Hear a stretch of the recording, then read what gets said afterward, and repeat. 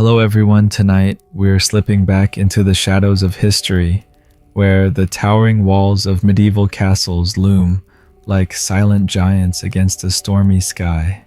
Picture yourself standing before one of these stone behemoths, its turrets clawing at the clouds, promising safety in a world of swords and chaos.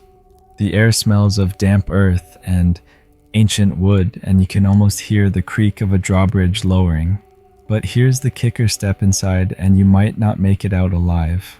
These fortresses, built to shield their inhabitants from invaders, were often more dangerous to those living within than any army at the gates.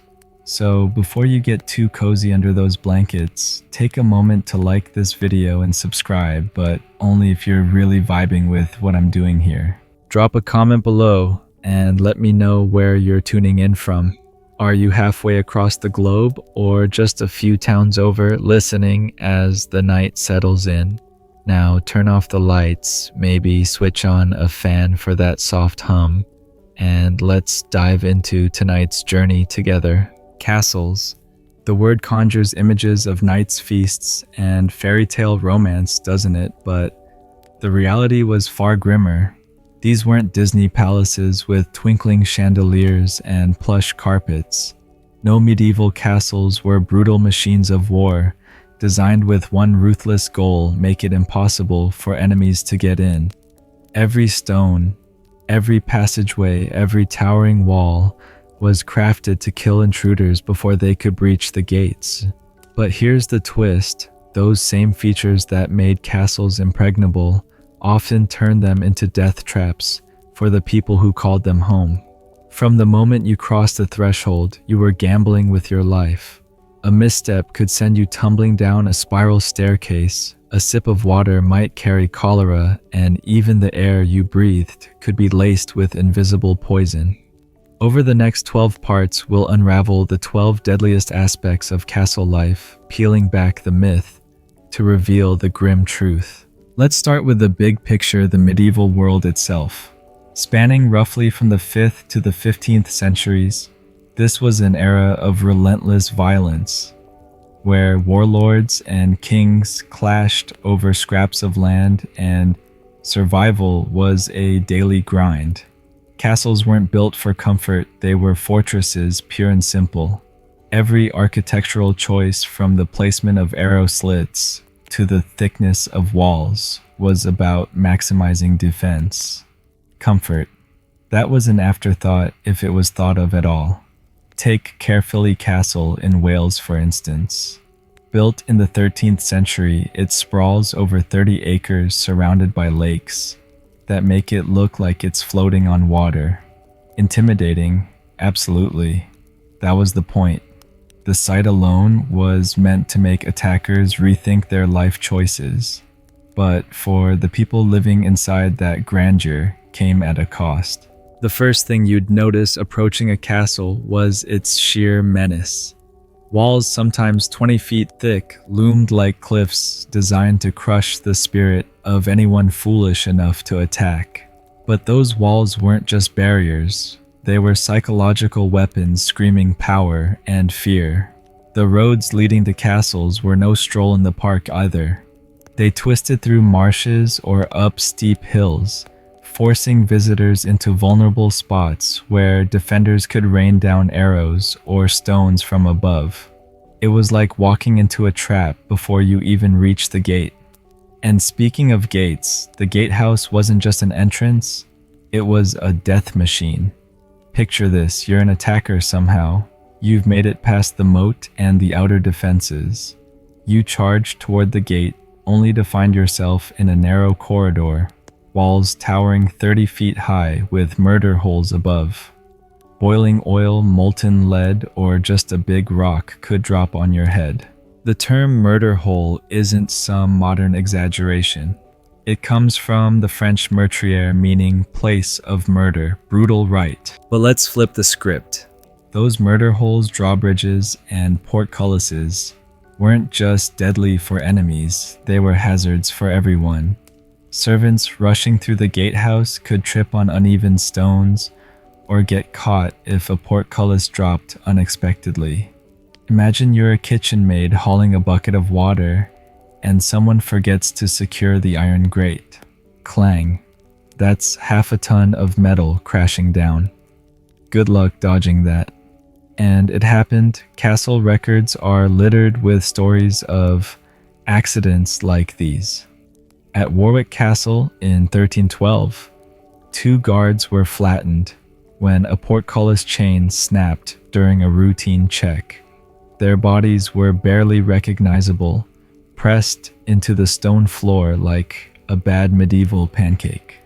Okay, maybe that's a grim joke, but you get the point. Safety wasn't exactly a priority. Now, let's talk about the castle's layout.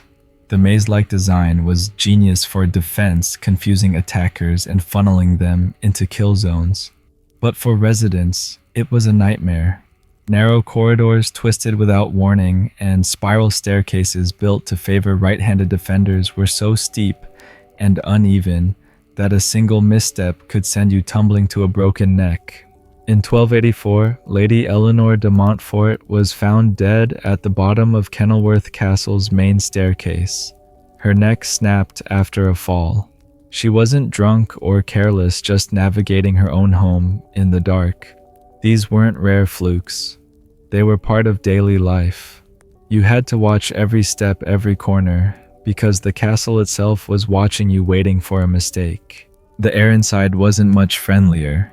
Thick stone walls trapped dampness, turning corridors into breeding grounds for mold and disease. Sanitation. Let's just say medieval plumbing was more hope for the best than engineered solution. Latrines called garderobes were built into the walls, dumping waste straight into the moat or onto the ground below. Sounds convenient until you realize the castle's water supply, often drawn from that same moat, was a petri dish for cholera, dysentery, and typhoid. During sieges, when hundreds crammed inside those conditions, turned deadly fast. The Black Death didn't need an invitation to wipe out entire garrisons. In 1349, Skipton Castle's chronicle reported only 3 survivors after plague swept through the rest, perished of the pestilence in days. The castle's defenses kept enemies out, but they also locked disease in. Here's an old-timer's wisdom for you. Back then, people believed castle air could thicken the blood, making you sluggish or sick. They weren't entirely wrong. Poor ventilation meant carbon monoxide from fireplaces could build up, especially in winter. You'd go to sleep by the hearth and maybe not wake up. Not exactly the cozy nap you'd hoped for. And here's a quirky tidbit: some castles had secret passages, not for sneaky escapes, but to let priests slip in for last rites when disease hit hard. Talk about a grim delivery service. Scholars still debate whether castle design was a deliberate trade-off, security over safety, or just a product of medieval engineering limits. Either way, the result was the same: a fortress that could kill you as easily as it protected you. Living in a castle wasn't just about dodging physical traps. It was a mental game too. The constant threat of attack, the isolation, the damp gloom, it wore people down. Chronicles mention melancholia striking nobles and servants alike, a medieval catch-all for what we'd now call depression or PTSD. Isabella de Fordibus, a 13th century countess, spent her final years holed up in Carisbrooke Castle, described as given to strange fancies and dark moods. She wasn't alone. The castle's oppressive design, narrow windows, echoing halls could make anyone feel like the walls were closing in. And don't get me started on the servants. They called it castle fever, a mix of paranoia and exhaustion from living in a place where every shadow felt like a threat. Sounds like a fun place to crash, right? Let's lighten the mood with a quick joke. Why did the knight sleep with his sword? Because the castle was scarier than the battlefield. But seriously, the psychological toll was no laughing matter. The castle's grandeur was a facade hiding a reality where every day was a survival test. From the gatehouse to the Great Hall, danger was baked into the stones. And we're just getting started. As we move forward, we'll dig into how those massive walls could crumble without warning, how the very air you breathed could turn toxic, and why even a good night's sleep was a gamble. For now, picture yourself in that candlelit hall, the wind howling outside, and ask yourself, would you feel safe? The wind howls outside, rattling the shutters of your imaginary castle chamber, and you're curled up, maybe with a blanket, listening to the faint creak of ancient timbers overhead. Last time we cracked open the grim truth about medieval castles, those towering fortresses that promised safety but delivered danger at every turn. We walked through gatehouses rigged to crush corridors that doubled as death traps, and air so foul it could kill you before an enemy's arrow did. Now let's focus on the very bones of these stone giants, the walls themselves. They stood like mountains against invaders, but for those living inside, they were ticking time bombs, ready to crumble, crack, or collapse without warning. Every stone told a story of ambition and peril. Picture those walls, some 20 feet thick, built to withstand catapults and battering rams. They were the castle's pride, a symbol of unyielding strength. But here's the dirty secret: they weren't as solid as they looked. Medieval builders, for all their ingenuity, were working with tools and knowledge that feel primitive by today's standards. The mortar binding those massive stones was a mix of lime, sand, and whatever else was lying around. Sometimes animal hair, straw, or even blood to make it stickier. Sounds like a medieval DIY disaster, right? Over time, that organic junk decayed, creating weak spots that could bring down entire sections of wall.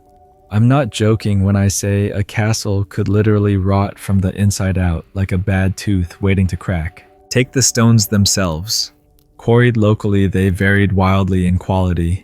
Some were porous, soaking up water like sponges, swelling and splitting with every freeze-thaw cycle. Others had iron deposits that rusted over decades, staining walls with eerie red streaks that looked like blood. When those stones gave way, they didn't just crumble, they shattered, sending razor-sharp shards flying. At Château de Coucy in France, a section of the outer wall collapsed in 1386 during a storm, crushing a group of servants below. The chronicler noted the stones burst asunder with a sound like cannon fire, leaving nothing but broken bodies and dust. No warning, no escape, just the castle turning on its own. Now let's talk about the wooden elements woven into those stone walls. Massive oak beams, some weighing tons, supported floors, roofs, and defensive platforms. But medieval carpenters didn't have modern kilns to dry their timber properly. Green wood was often used still wet and prone to warping. Over time, it shrank, cracked, or rotted, held together by iron fittings that corroded in the damp castle air. When these beams failed, they didn't creak politely, they crashed down with bone-shattering force. At Kenilworth Castle in the 14th century, a feast turned deadly when a ceiling beam gave way, killing 12 guests instantly. The survivors described a deafening snap, then darkness as the roof caved in. Imagine sitting down for dinner and ending up buried under half a ton of oak. Talk about a meal to remember. Here's a bit of old-timers' wisdom. Medieval masons believed a castle's walls could weep when they were about to fail, as if the stones themselves mourned their weakness. They'd point to moisture seeping through cracks as a bad omen. Turns out they weren't wrong. Water infiltration was a major culprit in structural failures. And for a quirky aside, some castles were built with cursing stones, chunks of rock inscribed with spells to ward off evil spirits. Spoiler, they didn't stop walls from collapsing. Scholars still argue over whether these structural flaws were due to shoddy craftsmanship or just the limits of medieval tech. But the body count doesn't lie. Castles were as likely to kill you as protect you. The towers, those soaring symbols of power, were vertical death traps. Their spiral staircases winding upward like a stone serpent were designed to slow attackers and favor defenders. But for residents, they were a nightmare. Narrow, uneven, and worn smooth by centuries of boots, these stairs were slick as ice in damp weather. Add flickering torchlight and a heavy load, say a servant hauling firewood, and you had a recipe for disaster. In 1295, a guard at the Tower of London slipped on rain-soaked steps, tumbling 3 flights, with a lit torch in hand. The fire caught on straw scattered below, and the blaze nearly gutted the tower. His body was found charred at the bottom, a grim reminder that even routine tasks could turn deadly. Windows, or rather arrow slits, were another hazard baked into the walls. Narrow on the outside to foil enemy archers, they widened inward, creating deep sills that looked like cozy seats. But lean too far maybe to catch a breeze, or dump a chamber pot, and you were risking a plunge to the courtyard below. Kids were especially vulnerable. Castle records from Dover note 3 children falling to their deaths in a single year, 1176, after playing near unguarded slits. Adults weren't immune either. During a feast at Caernarfon Castle, a drunken knight leaned out to cheer a tournament and fell 40 feet. Let's just say the party ended early. Here's a dark joke for you. Why did the castle window get a bad rap? Because it was always letting people down, literally. The walls weren't just falling apart, they were making you sick. Thick stone trapped moisture, creating damp, moldy environments perfect for disease. The Black Death didn't need a siege to spread. It thrived in the castle's dark, wet corners. Rats drawn to grain stores carried fleas that spread plague like wildfire. In 1349, Conwy Castle's garrison was decimated not by battle, but by disease, with bodies piling up faster than they could be buried. The chronicler wrote, "The air itself turned traitor poisoning all who breathed it." And it wasn't just plague. Poor ventilation meant fireplaces filled rooms with smoke, and carbon monoxide poisoning was a silent killer. You'd think a roaring fire would be cozy, but it could send you to sleep forever. Let's talk about the battlements, those jagged teeth atop the walls where guards stood watch. They offered a killer view, pun intended. Narrow, exposed, and often slick with rain or ice, they were a fall waiting to happen. In 1294, 2 sentries at Caernarfon slipped off a crumbling battlement, their bodies dashed upon the rocks below, like broken dolls, according to the castle's records. No guardrails, no safety nets, just a long drop to a hard stop. And the wind up there, it could whip through at gale force, strong enough to knock you off your feet. Imagine trying to stay upright in chainmail while the storm's screaming in your ears. Good luck. The irony of these walls is they were built to last forever, but they were crumbling from day one. Medieval builders didn't have modern engineering standards. No stress tests, no quality control. They stacked stones and hoped for the best. Some castles like Chateau Gaillard, Richard the Lionheart's impregnable fortress, were nicknamed Widowmaker, not for their battle prowess, but for the number of residents killed by falling masonry or collapsing towers. Even the mortar mixed with salt-heavy sand in coastal castles absorbed water and eroded faster, loosening stones that could drop without warning. At Conwy in 1298, a knight named Sir Hugh Darcy was dining when a ceiling stone crushed his skull. One minute he's sipping wine, the next he's a cautionary tale. Here's another joke to keep things light. Why did the castle wall go to therapy? It had too many deep-rooted issues, but seriously, the psychological toll of living in a place where the walls could kill you was real.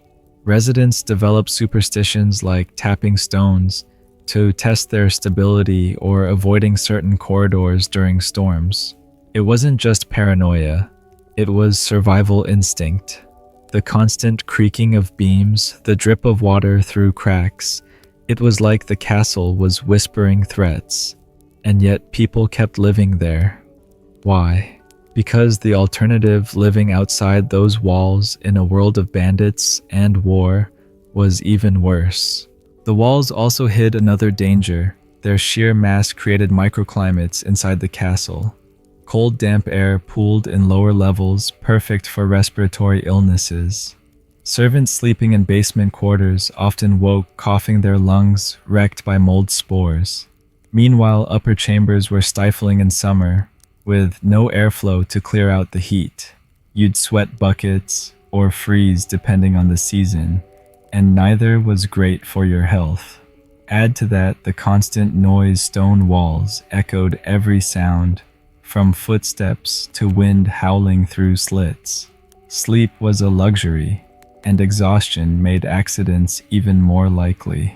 Let's toss in one more quirky fact. Some castles had doom bells in their towers, rung to signal structural failures or warn of loose stones.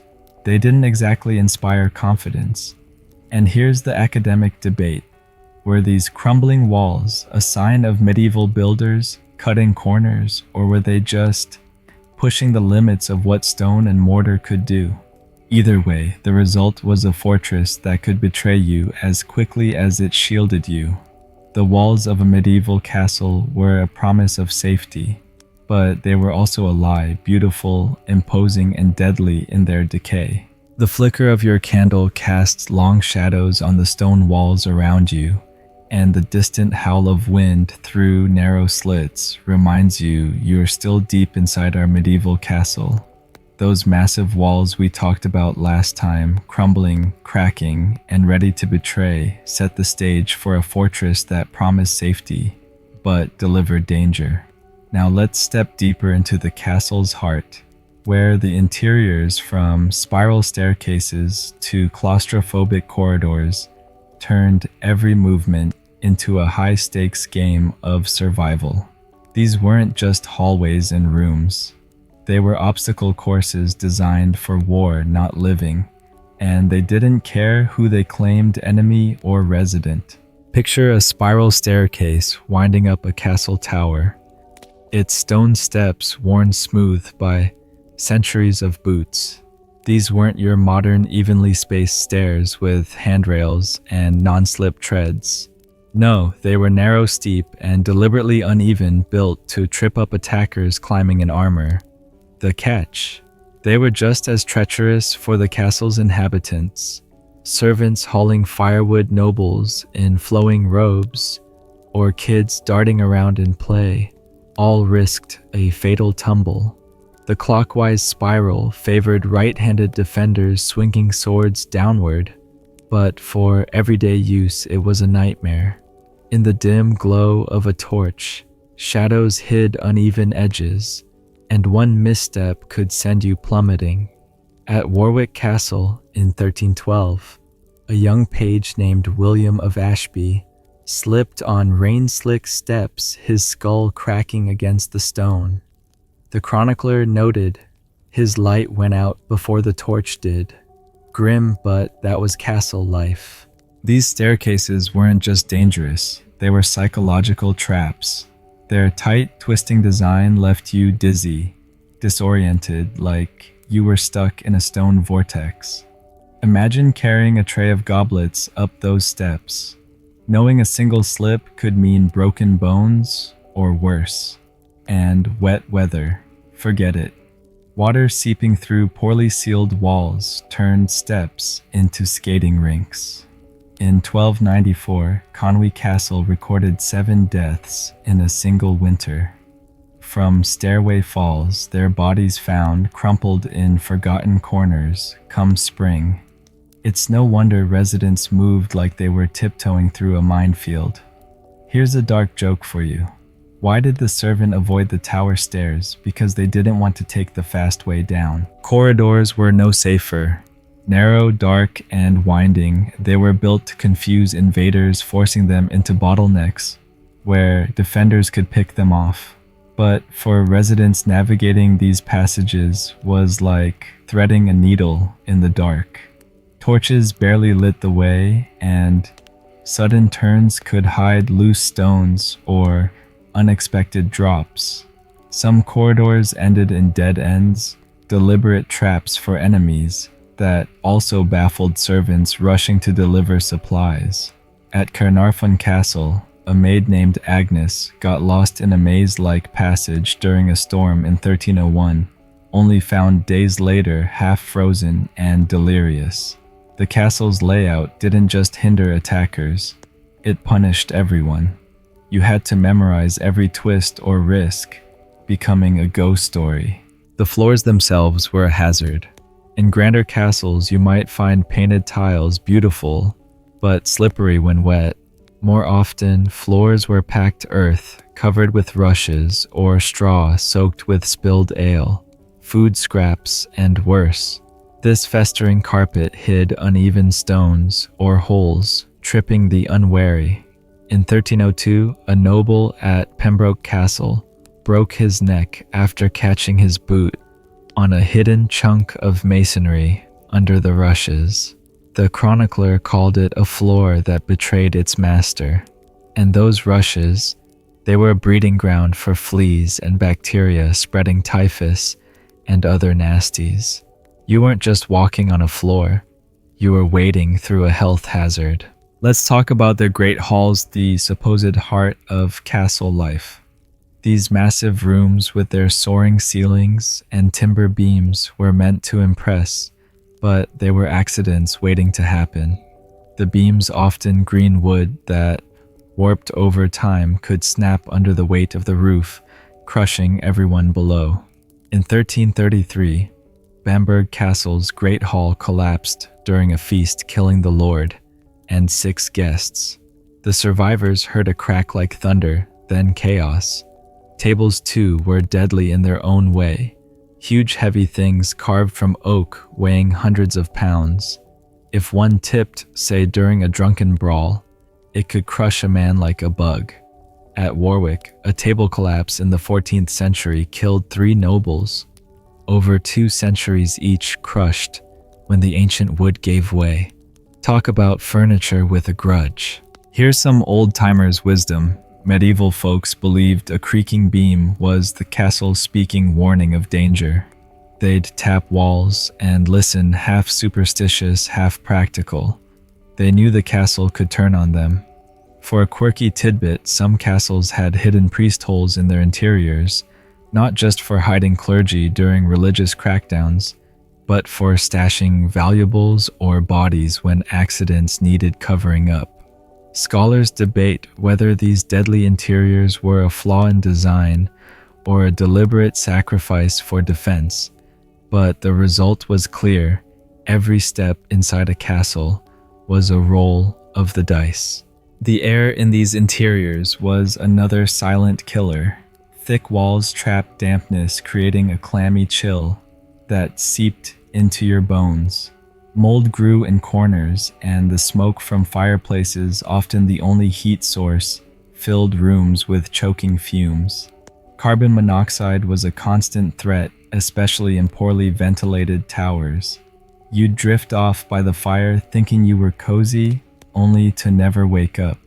At Ledbury Castle in 1289, a family of minor nobles was found dead in their chamber, peaceful but cold as stone victims of a blocked chimney.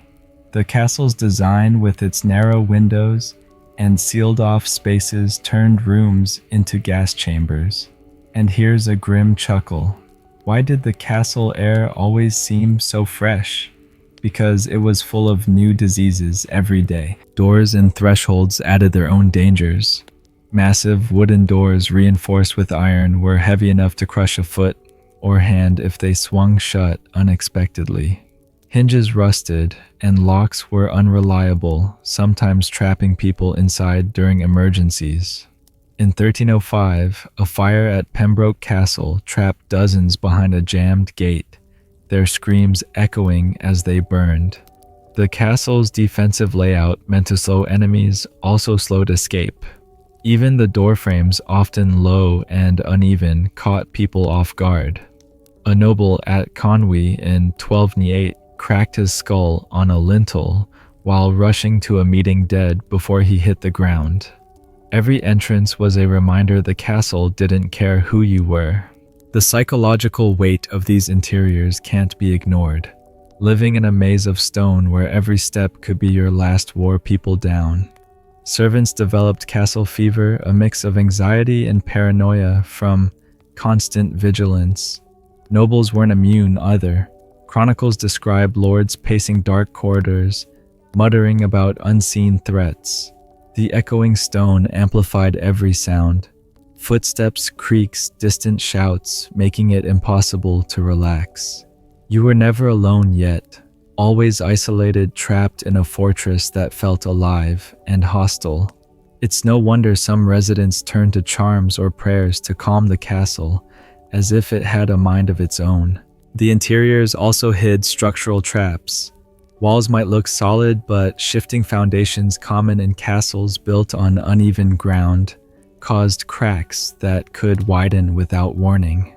At Caerphilly, a section of the inner ward tilted over decades, leaning ominously by the 14th century. No one died when it finally gave, but other castles weren't so lucky. Sudden collapses claimed lives with no warning, burying residents under tons of stone. Even the decorative elements like tapestries were hazards. Heavy and treated with flammable chemicals, they could turn a stray spark into a wall of flame. At Windsor in 1296, a tapestry fire killed 17, trapping them in a corridor with no exit.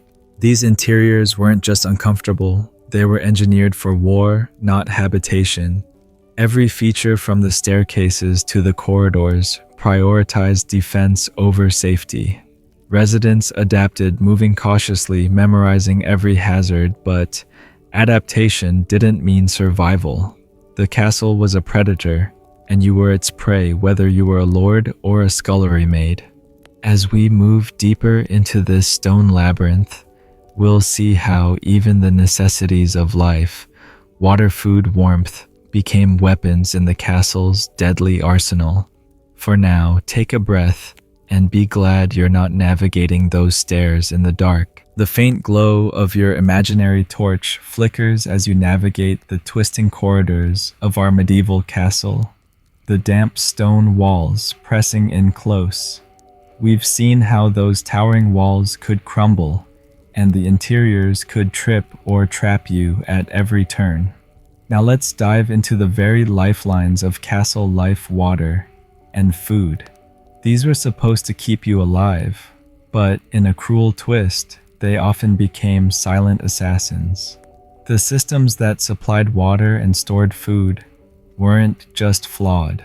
They were breeding grounds for disease, poisoning the very people they were meant to sustain. Every sip, every bite was a gamble in a fortress where survival hung by a thread. Water was the lifeblood of any castle, especially during a siege when you couldn't pop out to the nearest stream.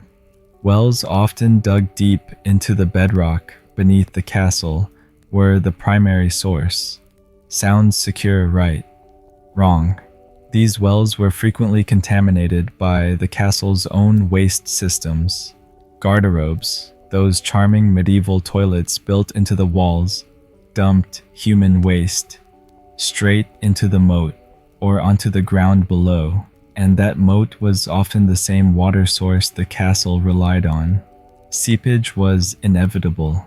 The well at Kenilworth Castle, for example, was found to contain a toxic stew of animal waste, rotting food, and even human remains that had somehow trickled in. Drinking from it was like playing Russian roulette with cholera, dysentery, or typhoid. Rainwater cisterns carved from stone or lined with timber were no better. They collected water from roofs, but no one bothered to cover them properly. Leaves, dead birds, and worse fell in turning the water into a stagnant soup of bacteria and parasites. At Harlech Castle in 1295, an outbreak of dysentery killed nearly half the garrison, their bodies piling up faster than they could be buried. The water was so foul that servants tried skimming the surface scum before using it, but that did nothing for the invisible killers lurking below. Here's a grim joke for you. Why did the castle well get a bad review? Because it served disease with every bucket. The hierarchy of water use only made things worse. The lord and his family got first dibs on the cleanest water from the well's initial draw, while nobles and guests got the next batch. Servants and soldiers. They were stuck with the dregs, murky, foul-tasting sludge that barely qualified as water. Even the good water was a health hazard by modern standards, teeming with pathogens no one understood. Medieval folks didn't know about germs, so they didn't filter or boil their water. They just drank and hoped.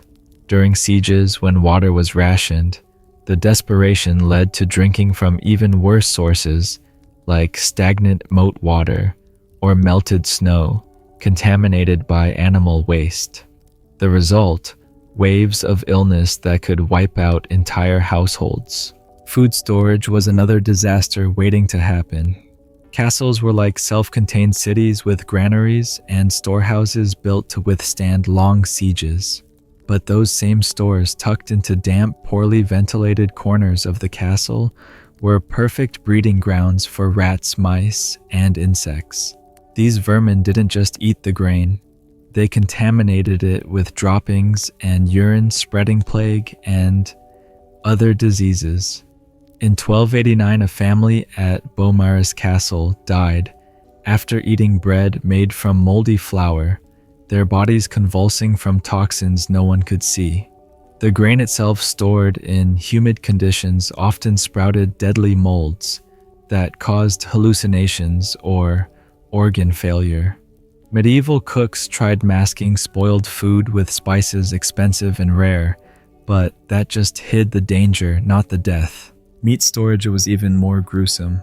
Without refrigeration, meat was hung in cool, dark chambers to cure, but warm weather turned those rooms into rot factories. The stench was bad enough, but the bacteria thriving in the decaying flesh could kill faster than a crossbow bolt. Dysentery and food poisoning were so common that castle physicians had a term for it: kitchen fever. You'd eat a hearty stew, feel fine for a few hours, then spend the night doubled over praying you'd see morning. And don't forget the lead poisoning. Nobles ate off lead-glazed pottery, and cooks used lead-lined vessels, slowly poisoning their lords with every meal. Symptoms like confusion and abdominal pain were chalked up to melancholia or bad humors, but the truth was the castle's kitchen was a toxic lab. Here's some old-timers' wisdom. Medieval folks believed that a loaf of bread baked with cursed grain could summon spirits. They weren't entirely wrong. Ergot poisoning from moldy rye caused visions that looked downright demonic. For a quirky tidbit, some castles kept a bread taster, a servant whose job was to sample food for poison or spoilage. Spoiler: they didn't always survive the gig. Scholars still debate whether castle food systems were a logistical oversight or a grim necessity of siege warfare, but the result was undeniable. The very sustenance meant to keep you alive could send you to the grave. Kitchens where food was prepared were chaos zones.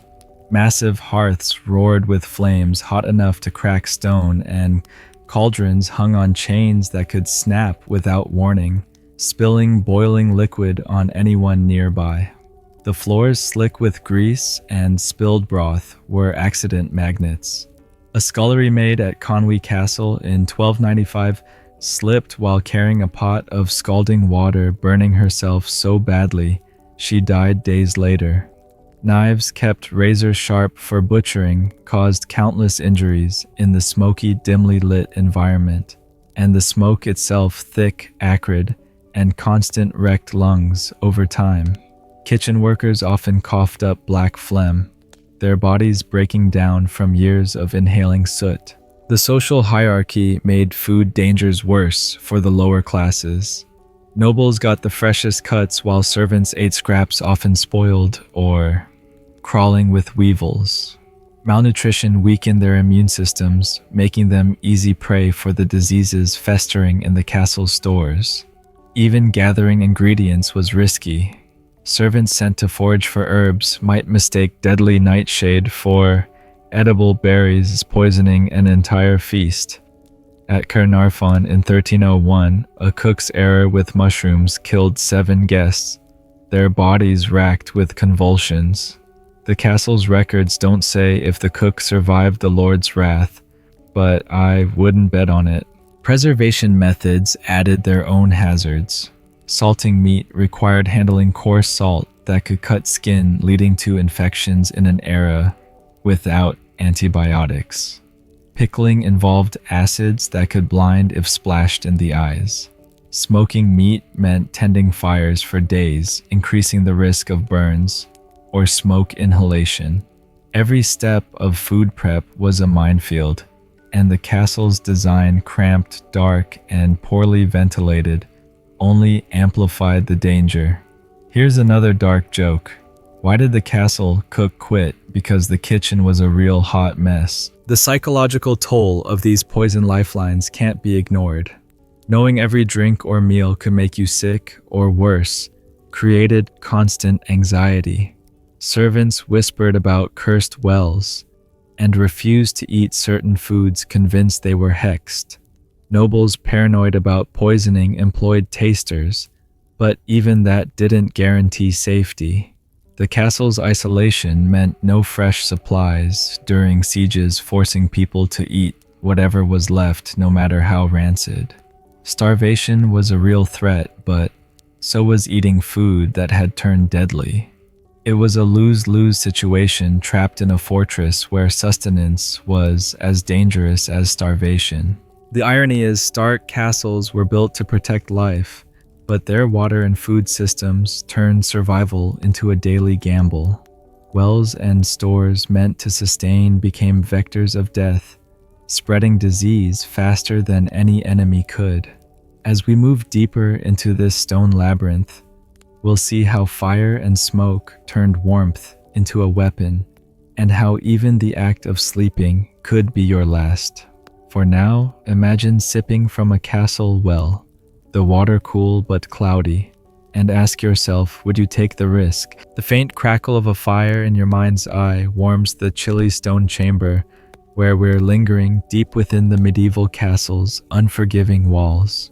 Last time we tasted the bitter truth of the castle's lifelines, water and food that poisoned as often as they sustained.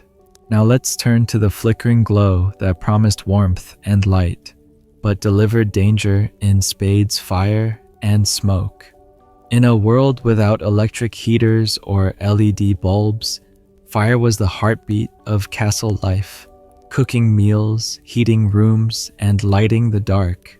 But in these stone fortresses, it was a double-edged sword, ready to burn or choke anyone who got too close. Every hearth, every torch was a potential inferno waiting to ignite. Picture a great hall in winter, its massive fireplace, roaring flames licking up the chimney like a caged beast. These hearths were enormous, built to heat vast spaces and cook for hundreds. But they were also reckless gambles. The stone walls around them, scorched black from years of use, cracked under the relentless heat. Sparks could leap onto wooden floors covered with straw or rushes, turning a cozy fire into a blazing catastrophe in seconds.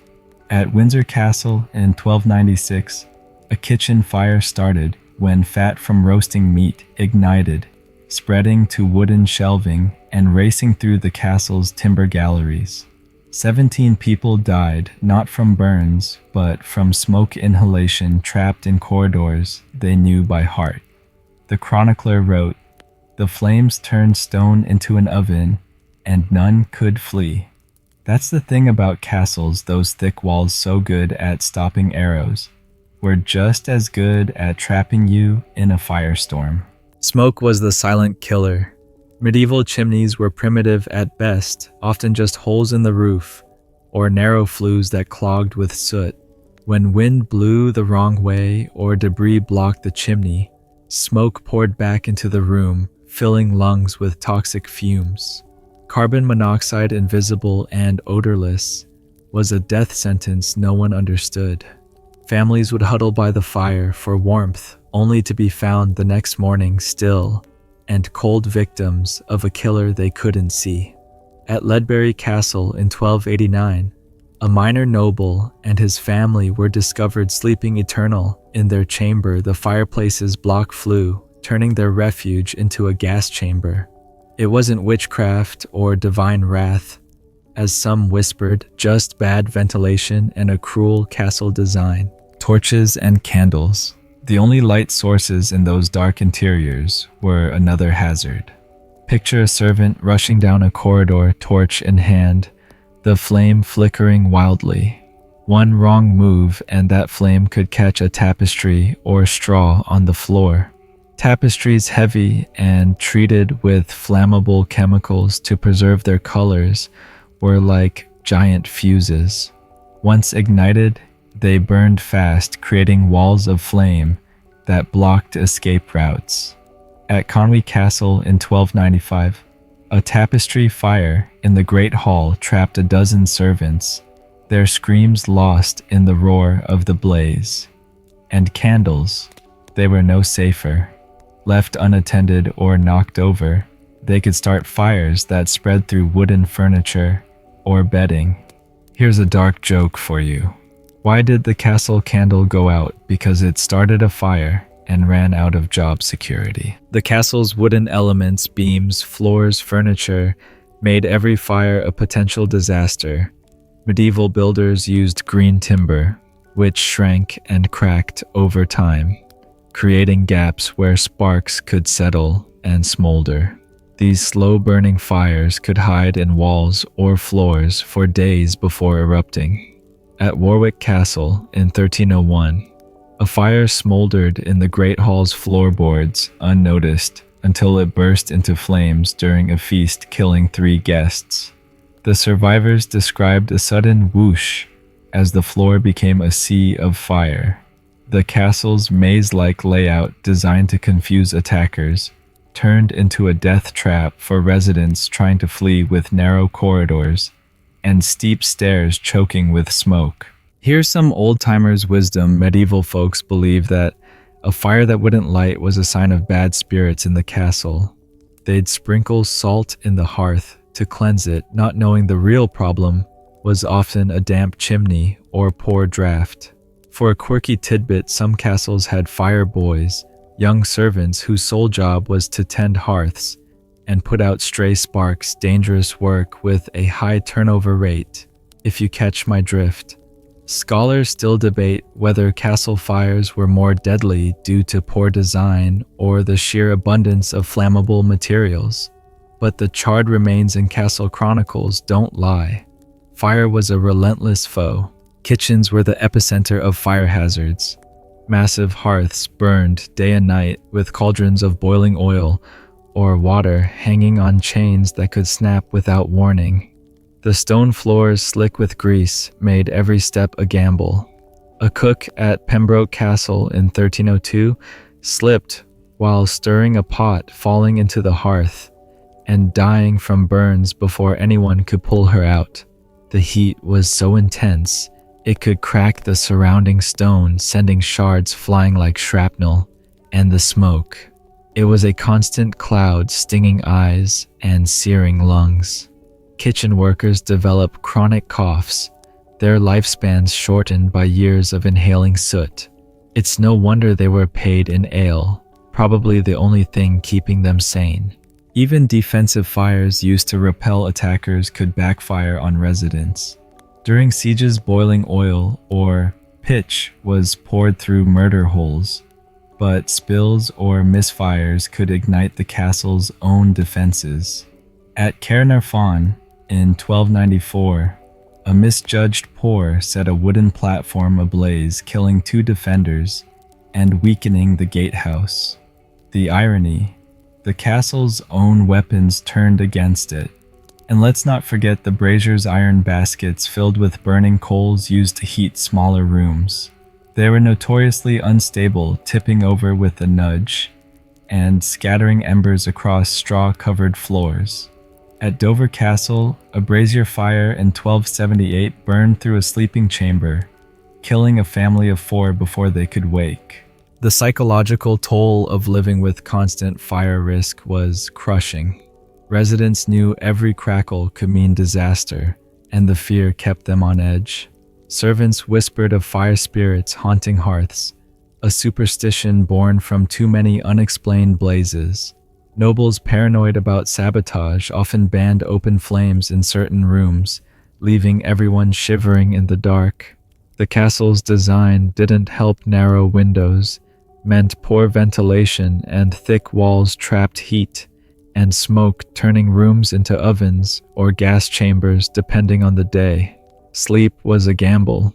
You might wake to a blaze or not wake at all. Winter made fire hazards even worse.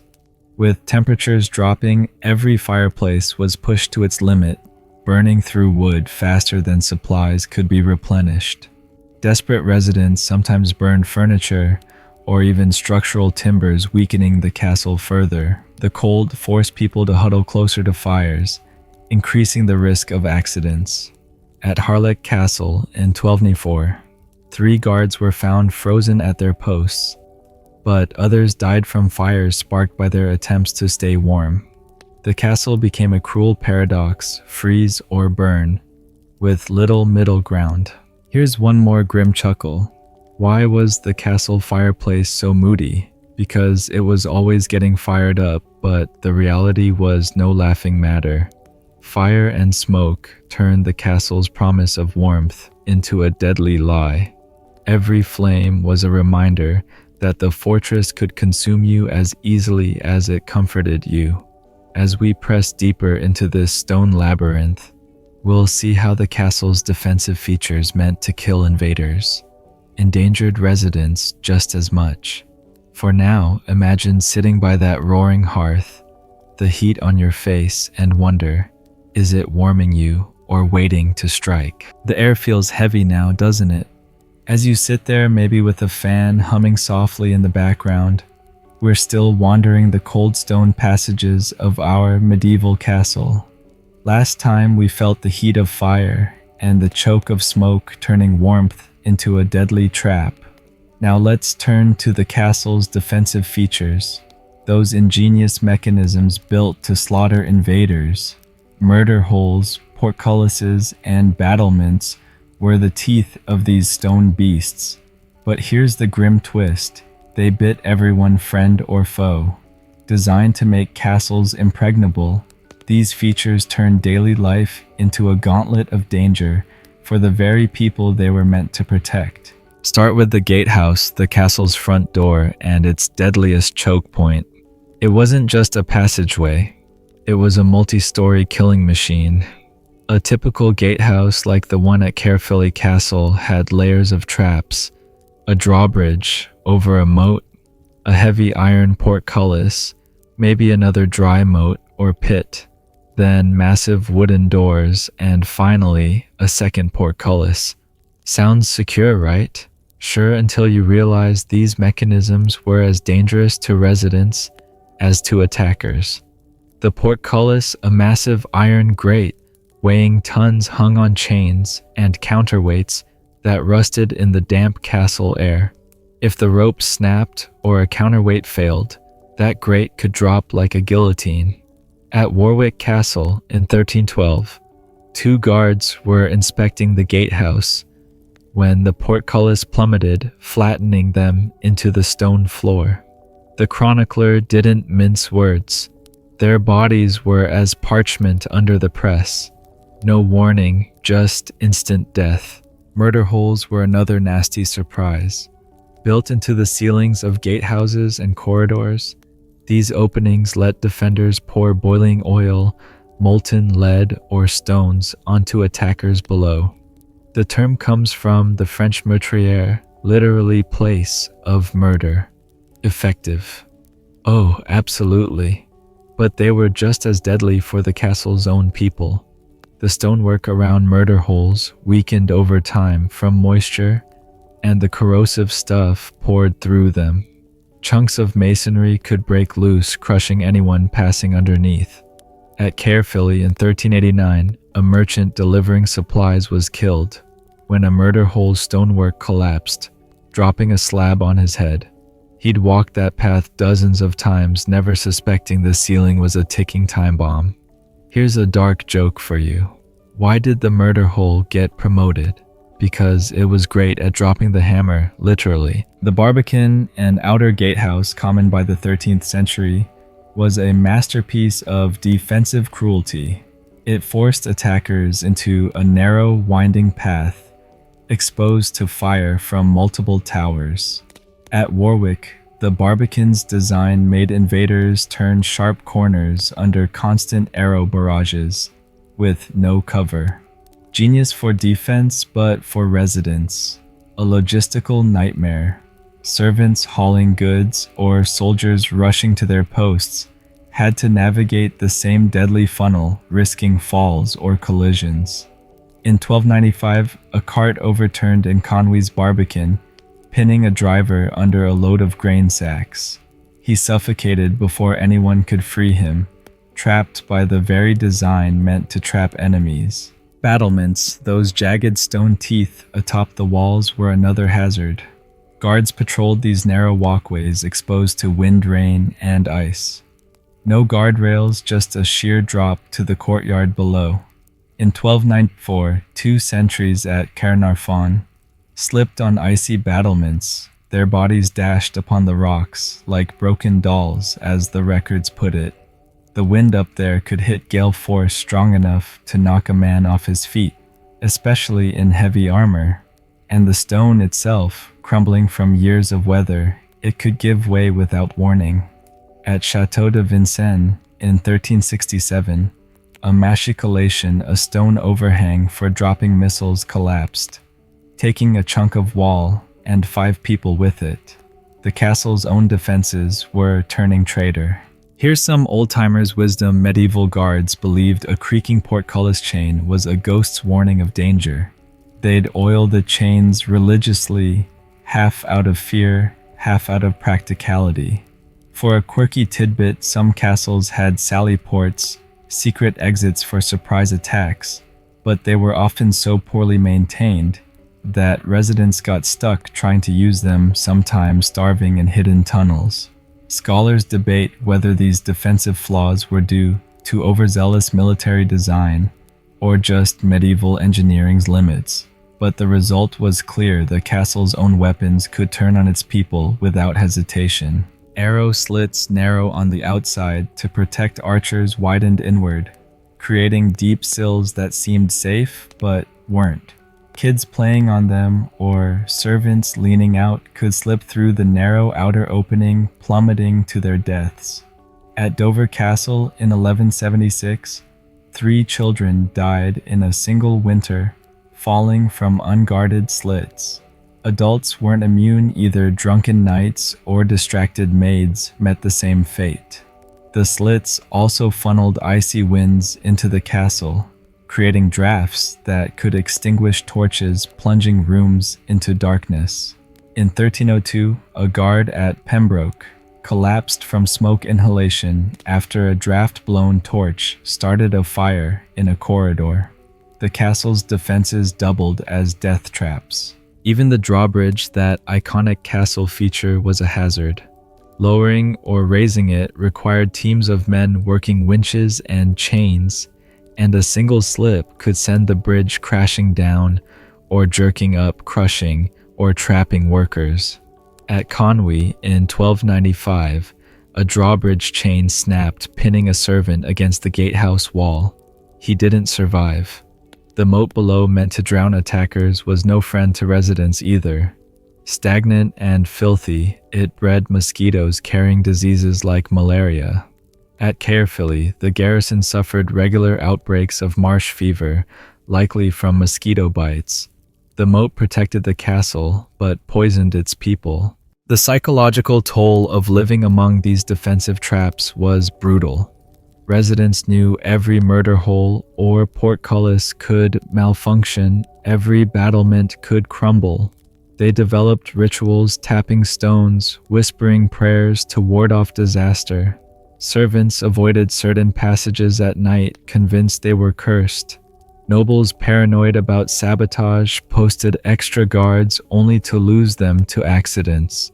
The castle's design screamed danger at every turn, eroding sanity as much as safety. Here's another grim chuckle.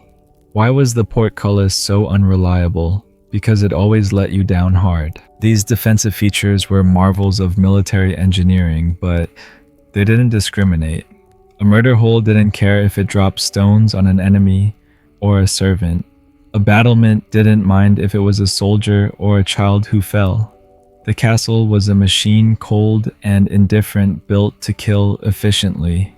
For residents, every day was a dance, with death navigating a fortress that could turn on them as easily as it repelled invaders. As we press deeper into this stone maze, we'll see how the kitchens meant to feed became chambers of chaos and peril. For now, imagine standing under a murder hole, listening to the creak of stone above, and ask, would you feel safe? The scent of roasting meat and baking bread wafts through the air as we step into the chaotic heart of our medieval castle, the kitchens. You can almost hear the clatter of pots and the hiss of flames, a stark contrast to the cold stone corridors we've been navigating. Last time we explored how the castle's defensive features, murder holes, portcullises, and battlements, turned protection into peril for residents. Now we're diving into the kitchens, the lifeblood of the castle, where food was prepared to feed hundreds. But these weren't cozy cooking spaces. They were sweltering, smoky, and dangerous, where a single misstep could burn, maim, or kill. The kitchen was a battlefield, and its workers were as much at risk as any soldier on the walls. Picture a castle kitchen like the one at Windsor or Caernarfon, a cavernous room dominated by a massive hearth, flames roaring day and night. The fire was the kitchen's heartbeat, cooking everything from stews to spit-roasted game. But it was also a monster. The hearth, often built into the castle's thick walls, could heat stones to cracking point, sending shards flying like shrapnel. In 1295, a cook at Conwy Castle was blinded when a stone exploded from the hearth, struck by intense heat and a splash of boiling fat. The flames themselves were relentless, fed by logs hauled in by servants who risked burns just stacking the wood. A stray spark could ignite straw-strewn floors, or wooden shelves stacked with herbs and spices, turning the kitchen into an inferno. At Pembroke Castle in 1302, a kitchen fire spread to the Great Hall, killing 5 workers before it was doused. The chronicler noted, the fire cared not for rank or purpose. The tools of the trade were just as deadly. Cauldrons, some big enough to boil a whole sheep, hung on iron chains over the fire. These chains, worn by heat and time, could snap without warning, spilling scalding liquid across the room. A scullery maid at Harlech Castle in 1294 died after a cauldron tipped, pouring boiling broth over her. She lingered for days, her screams echoing through the castle, a grim reminder of the kitchen's wrath. Knives, kept razor sharp for butchering, were another hazard. In the dim, smoky light, a slip could mean a severed finger, or worse. At Warwick in 1301, A cook lost his hand to a cleaver mishap, bleeding out before help could reach him. The kitchen's pace frantic with dozens of workers rushing to feed the castle made accidents almost inevitable. The floors were a nightmare of their own, slick with grease, spilled broth, and blood from butchered meat. They turned every step into a potential fall. Servants, often young and overworked, slipped constantly, sometimes into open fires or onto sharp tools.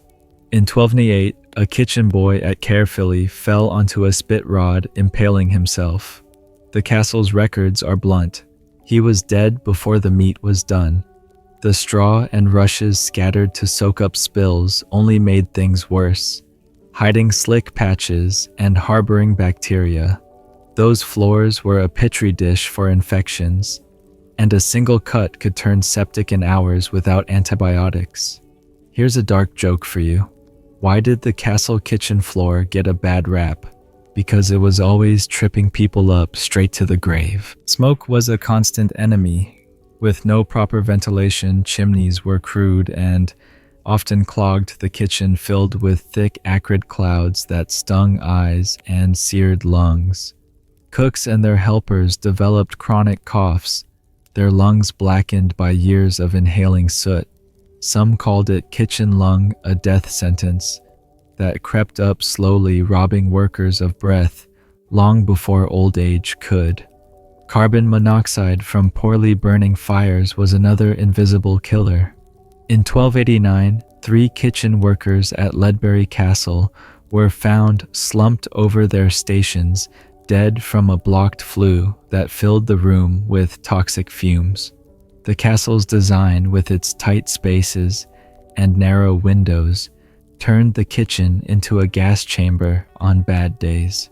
The food itself, prepared in these chaotic conditions, was a health hazard.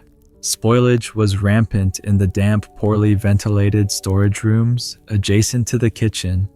Meat hung to cure often rotted in warm weather, breeding bacteria that caused food poisoning. Cooks tried to mask the taste with heavy spices, but that didn't stop the toxins. At Beaumaris Castle in 1290, a spoiled venison stew sent half the garrison to their sickbeds, with several dying in agony. Flour stored in humid cellars grew mold that could cause hallucinations or organ failure. Ergot poisoning from tainted rye was so common, it was blamed on witchcraft, with victims twitching and raving before death. The kitchen wasn't just cooking food, it was brewing disaster. Here's some old-timers' wisdom. Medieval cooks believed a fire that smoked too much was cursed by spirits, and they'd toss in a handful of salt to purify it. It didn't help the smoke, but it made them feel better. For a quirky tidbit, some castles employed spit boys' kids, who turned roasting spits by hand for hours, inches from open flames. Burns and exhaustion were their daily reality, and many didn't survive to adulthood. Scholars debate whether kitchen dangers were a byproduct of siege-ready design or just medieval ignorance of hygiene. But the body count speaks for itself. The kitchen was a death trap disguised as a necessity. Social hierarchy amplified the risks. Nobles rarely set foot in the kitchen, dining on the freshest dishes in the Great Hall. Servants, though, lived in the chaos, eating scraps that were often spoiled or contaminated. Malnutrition weakened their bodies, making them more susceptible to infections from cuts or burns. The head cook, usually a man of some status, might escape the worst tasks, but scullery maids and kitchen boys faced the full brunt of the danger. Women, often relegated to cleaning or stirring pots, were especially vulnerable to burns and falls. At Dover Castle in 1276, a maid named Margaret died when her skirt caught fire, engulfing her before anyone could douse the flames. Her death was barely noted, just another casualty of the castle's grind. The psychological strain was relentless. Kitchen workers lived in constant fear of accidents, knowing a single mistake could cost a limb or a life. The heat, noise, and smoke created a hellish environment, and the pressure to feed the castle, especially during feasts or sieges, pushed workers to exhaustion. Some snapped, lashing out with knives in moments of stress. At Conwy in 1297, a cook stabbed a fellow worker during an argument over a spilled pot, both men bleeding out in the chaos. The castle's records don't say who started it, only that the kitchen claimed them both. Paranoia crept in too. Servants whispered of poisoned food or cursed fires, superstitions born from too many unexplained deaths. The kitchen's design didn't help. Built for function, not safety, it crammed too many people into too small a space, with fires, sharp tools, and slippery floors creating a perfect storm of danger. Ventilation was an afterthought, and storage areas doubled as breeding grounds for rats and disease. Even the water used in cooking, often drawn from contaminated wells, added another layer of risk. The kitchen was meant to sustain life, but it was a crucible where workers were forged or broken by fire blade and poison. Here's one more grim chuckle. Why was the castle kitchen so hot? Because it was always cooking up trouble. But the reality was no laughing matter. The kitchen was a microcosm of the castle's brutal indifference, where the act of feeding the household could kill the feeders. As we move deeper into this stone fortress, we'll see how even sleep, that universal refuge, became a perilous gamble in the castle's chambers. For now, imagine stirring a bubbling cauldron, the heat on your face and the smoke in your lungs, and ask, would you dare take a shift in the castle's kitchen? The fire in your imaginary chamber has died down to embers, casting a faint glow as the castle around you grows quiet, save for the distant drip of water on stone. We've just left the chaotic kitchens where flames, knives, and spoiled food turned sustenance into a deadly gamble. Now let's slip into the sleeping quarters, bedrooms, dormitories, and communal halls, where you'd hope to find rest and safety. But in a medieval castle, even sleep was a dangerous affair. These spaces meant for refuge were riddled with hazards that could turn a good night's rest into a one-way trip to the grave. From suffocating air to collapsing beds, the castle made sure even your dreams came with a death wish. Picture a noble's bedroom high in a tower or tucked behind the Great Hall. It sounds luxurious: four-poster beds with heavy curtains, a fireplace for warmth, maybe a fur rug. But luxury was a facade. The stone walls trapped dampness, making rooms cold and clammy even in summer. In winter, they were ice boxes with drafts whistling through narrow arrow slits that doubled as windows. To stay warm, you'd pile on blankets and furs, but those were often crawling with fleas or lice spreading typhus or plague. At Conwy Castle in 1298, a noblewoman named Lady Alice died of fever after sleeping in a flea-infested bed, her body covered in sores. The castle's own bedding, meant to comfort, became a vector for disease. The beds themselves were hazards. Noble beds, massive and carved from oak, could weigh hundreds of pounds. If a frame cracked or a rope mattress gave way, it could collapse, crushing the sleeper. In 1301, a knight at Pembroke Castle was found dead, under his own bed frame, the wood splitting in the night. Servants had it worse, often sleeping on straw pallets on the floor directly on cold stone or damp earth. These pallets were breeding grounds for mold and vermin, and a servant at Caernarfon in 1295 died of pneumonia after weeks on a damp mattress in a basement chamber. The chronicler noted, "The floor took her breath before the fever did." Here's a dark joke for you. Why did the castle bed creak? Because it was plotting to collapse. Fire was a constant threat in sleeping quarters. Fireplaces, the only source of heat, were left burning through the night, with logs or braziers spitting embers onto straw-strewn floors. A stray spark could ignite bedding or curtains, turning a cozy room into a death trap.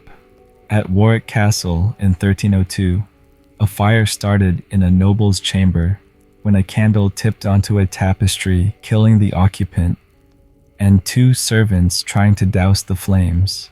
Smoke was just as deadly. Poorly designed chimneys let fumes pool in rooms, and carbon monoxide poisoning was a silent killer. In 1289, a family at Ledbury Castle was found dead, in their bed still as if sleeping victims of a blocked flue. The castle's thick walls meant to protect trapped the poison inside. Ventilation, or the lack of it, made sleeping quarters lethal. Arrow slits let in light and air, but also icy drafts that could chill you to the bone. In summer, the same slits trapped heat, turning rooms into stifling ovens. Servants crammed into dormitories or communal halls had it worse, sharing air thick with sweat breath and disease. During the Black Death in 1349, Skipton Castle's communal hall became a plague pit with dozens dying in their sleep as the disease spread through the stagnant air. The castle's design, with its sealed-off spaces, turned every breath into a gamble. You'd go to bed hoping to wake up, but the air itself could betray you. The physical dangers were matched by the psychological ones. Sleeping in a castle meant never truly relaxing. The stone walls amplified every sound, creaking beams, footsteps, the howl of wind, making it feel like the castle was alive and watching. Servants whispered of night spirits haunting the halls, a superstition born from the eerie echoes and sudden drafts. Nobles weren't immune either. Chronicles describe lords waking in a panic, convinced the castle was under attack, only to find it was just a loose shutter. At Carisbrooke Castle, Isabella de Fortibus was noted for her dark moods, pacing her chamber at night, unable to sleep in the oppressive gloom. Castle fever wasn't just a servant's ailment. It crept into everyone's mind. Sleeping arrangements reflected the castle's brutal hierarchy. Nobles had private chambers flawed, but at least isolated. Servants, soldiers, and lesser retainers often shared communal halls, sleeping on benches or the floor packed in like sardines. These halls were filthy, with rushes hiding spilled food and waste breeding grounds for rats and fleas. A soldier at Dover Castle in 1276 died after a rat bite turned septic his palate shared with a dozen others, who soon fell ill. Privacy was non-existent, and disease spread like wildfire. Even guards on night watch napping in alcoves risked falling from high perches or freezing in unheated towers. At Caernarfon in 1294, a guard was found dead at his post, frozen stiff after dozing off in a battlement nook. Here's some old-timers' wisdom. Medieval folks believed sleeping near a window invited night air thought to carry sickness or spirits. They'd seal slits with cloth, not knowing they were trapping toxic fumes inside.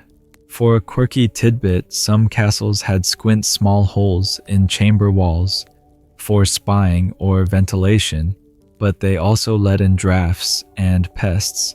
Scholars debate whether these deadly sleeping conditions were a design flaw or just a reflection of medieval priorities, defense over comfort, but the result was the same: bedtime was a roll of the dice. The furniture in these rooms added its own risks. Heavy wooden chests used to store clothes or valuables could crush a hand or foot if they slammed shut. Some had faulty locks, trapping people inside during emergencies. At Harlech Castle in 1295, a servant was trapped in a storage closet when a fire broke out, suffocating before rescue. Wardrobes and screens meant to divide space were top-heavy and prone to tipping, especially in cramped tower rooms. A noble at Conwy in 1297 was injured when a screen fell, pinning him until servants pried it off. Even the act of getting into bed could be perilous. Ladders to high four-posters were rickety, and a fall could break a neck. The castle's isolation made sleep even more dangerous during sieges. With food and water scarce, exhaustion set in, and weakened residents were more prone to accidents or illness. Communal sleeping halls became death traps, with disease spreading faster than rumors. The psychological strain of constant alertness, no one slept deeply knowing an attack could come at dawn, left people paranoid and frayed. Some turned to charms or prayers, tucking herbs under pillows to ward off evil airs. It didn't help, but it was all they had. Here's one more grim chuckle. Why was the castle bed so uncomfortable? Because it was always ready to spring a trap. The reality was far darker. Sleeping quarters meant to be a sanctuary were as treacherous as any battlefield. The castle didn't care if you were dreaming or fighting. It was always ready to claim you. As we venture deeper into this stone labyrinth, we'll see how winter turned the castle into a frozen tomb, where the cold was as merciless as any flame. For now, imagine lying on a damp pallet, the air heavy with smoke, and the walls whispering threats, and ask, would you sleep soundly in a castle's embrace? The chill of winter seeps into your bones as we huddle deeper within the medieval castle, the stone walls around us glistening with frost. The faint howl of wind through arrow slits is a constant reminder of the season's grip. Last time we saw how sleeping quarters meant for rest were fraught with dangers, collapsing beds, toxic air, and creeping disease. Now let's face the castle's cruelest season, winter. When the world outside froze, the castle transformed into a tomb of ice and despair, where the cold wasn't just uncomfortable, it was a relentless killer. From frozen fingers to starved bodies, winter turned the fortress into a prison, where survival was a daily battle against the elements.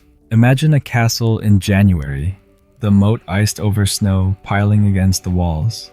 Those massive stone barriers, so good at stopping arrows, were terrible at keeping out the cold.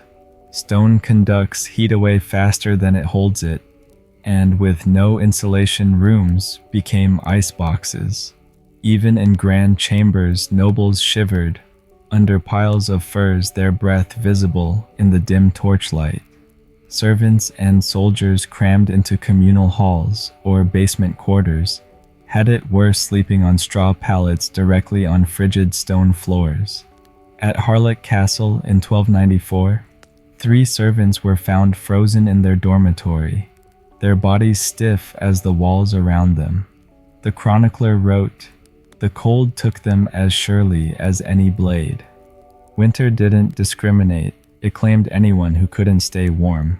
Fireplaces, the only defense against the chill, were a double-edged sword. We've already seen their dangers: spark, smoke, and carbon monoxide, but in winter they were pushed to their limits. Wood supplies often ran low, especially during sieges or in remote castles, forcing residents to burn furniture, straw, or even structural timbers. This weakened the castle's framework, risking collapses. At Conwy Castle in 1295, a desperate attempt to burn old beams for warmth caused a ceiling to cave in, killing 2 guards. The fireplaces themselves couldn't heat large spaces effectively. Great halls stayed frigid, even with roaring fires, and smaller rooms filled with choking smoke if flues were blocked by snow or ice. Here's a dark joke for you. Why did the castle fireplace fail in winter? Because it was too busy smoking out the room. Water, already a health hazard, became a frozen nightmare. Wells could ice over, forcing servants to chip through thick layers or melt snow, which was often contaminated by ash waste or animal droppings from the courtyard. Boiling it was rare, fuel was too precious, and drinking it raw spread dysentery or worse. At Caernarfon Castle in 1293, A winter outbreak of bloody flux killed a dozen residents, likely from tainted water. Cisterns meant to collect rainwater froze solid or cracked under the cold, leaving the castle parched. Thirst drove people to desperate measures like drinking from moats, which were little more than open sewers. The result, disease that swept through already weakened bodies. Food supplies dwindled in winter, especially during sieges or in castles cut off by snow. Granaries damp and rat-infested often held moldy grain or flour laced with ergot, a fungus that caused convulsions and hallucinations. Meat stored in unheated cellars froze or rotted, becoming a breeding ground for bacteria. Starvation was a real threat, and malnutrition made residents vulnerable to cold-related illnesses like hypothermia or pneumonia. At Skipton Castle in 1348, a brutal winter left the garrison so starved that they ate their horses only to fall ill from spoiled meat. The chronicle notes, hunger and cold were their true enemies, not the foe beyond the walls. Even nobles with access to better stores weren't immune. Spoiled food poisoned indiscriminately. The castle's design made winter deadlier. Narrow arrow slits let in icy drafts, but little light plunging rooms into a gloomy chill that sapped morale. Thick walls trapped dampness, coating interiors with frost or mold. Basements where servants slept were the worst, with temperatures barely above freezing. Pneumonia was rampant and frostbite claimed fingers and toes. At Dover Castle in 1206, a guard lost both hands to frostbite after a night on the battlements, his chainmail freezing to his skin. The lack of sunlight also triggered what we'd now call seasonal depression, though medieval folks called it winter's melancholy. Chronicles describe residents of Carisbrooke Castle in the 13th century as heavy of heart, their spirits crushed by endless cold and darkness. Here's some old-timers' wisdom. Medieval people believed rubbing snow on frostbitten skin would drive out the cold. It didn't. It often made things worse, leading to infections. For a quirky tidbit, some castles had warming rooms, tiny chambers with small braziers where residents took turns thawing out. These were so cramped that fights broke out over access, sometimes ending in bloodshed. Scholars debate whether winter's toll was due to poor castle design or just the harsh realities of medieval life, but the body count tells the story. Winter turned fortresses into frozen graves. The social hierarchy amplified winter's cruelty. Nobles had furs and fire-warmed chambers, but servants and soldiers shivered in unheated halls or towers. Guards on night watch were especially vulnerable, exposed to biting winds on battlements or in open courtyards. At Caernarfon in 1294, 2 sentries froze at their posts, their bodies not found until dawn. Servants tasked with fetching wood or water faced frostbite or falls on icy paths. Women, often relegated to indoor tasks like spinning or sewing in frigid rooms, suffered chilblains, painful sores from prolonged cold. Children with little body fat were at high risk. Castle records from Warwick note multiple infants dying of cold in their cradles during harsh winters. The psychological toll was crushing.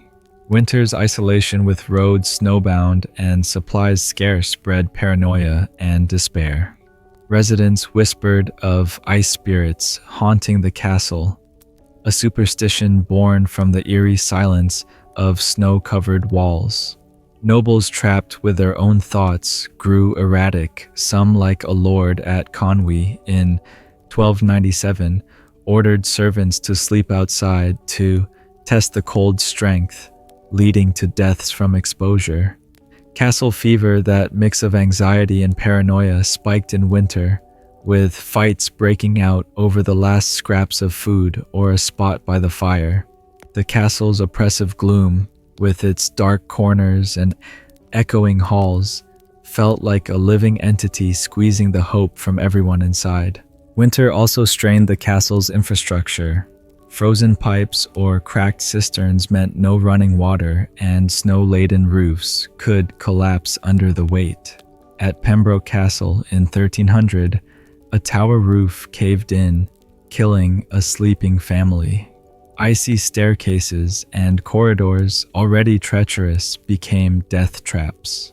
A servant at Harlech slipped on a frozen spiral staircase in 1295, breaking his neck. The castle's defensive design, with its high walls and narrow passages, trapped cold air and blocked escape from winter's grip. Even the moat, frozen solid, offered no protection, just a slippery hazard for anyone crossing it. Here's one more grim chuckle. Why did winter hate the castle? Because it wanted to give everyone the cold shoulder. But the reality was far bleaker. Winter turned the castle into a frozen prison, where cold, hunger, and disease worked together to claim lives. The fortress, built to defy enemies, couldn't defy nature.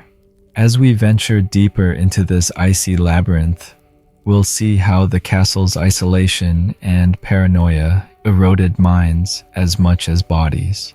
For now, imagine huddling by a dying fire, the wind howling outside, and ask, would you survive a winter in the castle's embrace? The wind's howl fades to a low moan as we linger in the shadowed halls of our medieval castle, the cold of winter still clinging to the stones around us.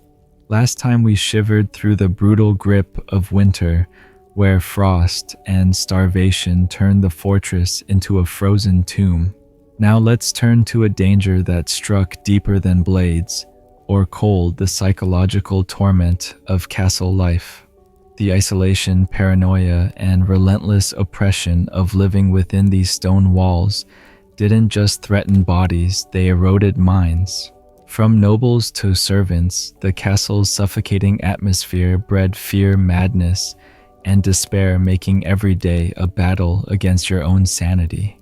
Imagine being sealed inside a castle surrounded by towering walls that blocked out the world. The outside was a threat, bandits rival lords or sieges, but the inside was its own kind of prison. Days blended into nights, with only flickering torchlight to mark time, and the stone echoed every sound, footsteps, whispers, the creak of beams, until it felt like the castle itself was alive, watching you. For nobles isolated in their high chambers, the silence was deafening. Chronicles describe figures like Isabella de Fortibus at Carisbrooke Castle in the 13th century, pacing her rooms, plagued by dark fancies and refusing to leave her tower. Was it depression, paranoia, or just the castle grinding her down? The line was blurry and no one was immune. Servants called it castle fever, a term whispered in dormitories and kitchens. It wasn't just exhaustion, it was a creeping dread born from living in a place where danger lurked in every shadow. Narrow corridors, sudden drops, and the constant threat of accidents made everyone hyper-vigilant. A creaking beam wasn't just wood settling, it was the castle warning you. A draft through an arrow slit was a spirit's breath. Superstitions flourished because they gave shape to the fear. At Conwy Castle in 1297, a servant refused to enter a corridor after hearing ghostly steps, only to die days later when a stone fell from the ceiling he'd avoided. Coincidence or instinct? Either way, the castle's atmosphere fed paranoia like dry wood feeds a fire. The isolation was relentless. Castles, often built in remote locations for defense, cut residents off from the outside world. Weeks could pass without news, especially in winter when roads were impassable. During sieges, the isolation became absolute. No visitors, no supplies, just the same faces and the same walls. This bred mistrust. Nobles feared betrayal from within, suspecting servants or even kin of plotting against them. At Caernarfon in 1295, a lord executed 2 guards for whispering treason after overhearing them in a corridor. They were likely just complaining about the cold, but paranoia didn't care. Servants, meanwhile, lived in fear of their master's wrath, knowing a single mistake could mean a beating or worse. Here's some old-timers' wisdom.